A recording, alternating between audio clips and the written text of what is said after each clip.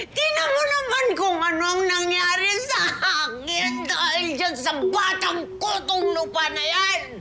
Hindi naman ho namin sinasadya. Oo nga naman, Chona.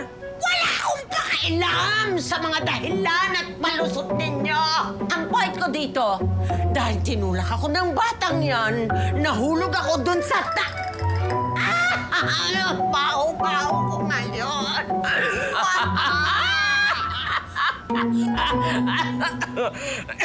Ano nakakatawa? Hindi, may fur. At ikaw? Ikaw ba ang nanay ng batang yan? Oo. Kat!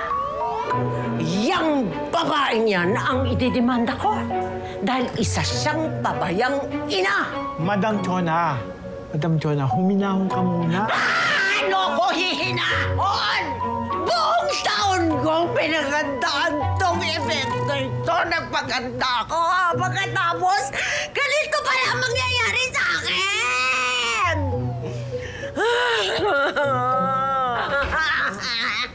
Magandang araw po sa inyo. Magandang araw, Lolo Mars. Lolo, Marcy namang itsura ko. Dahil dyan sa batang paslit na yun. Ano ba nangyari dito?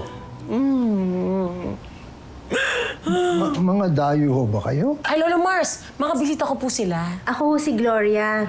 Siya naman ho yung anak ko, si Nino. Chona, ano ba naman? Tingnan mo naman yung kaaway mo. Bata.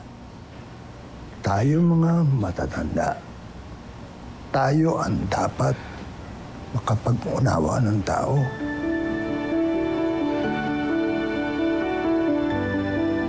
Sorry na po, Manang Chona. Unang kita ko pa lang kay Lolo Mars, magaan na ang loob ko sa kanya. Alam kong magkakasundo kami.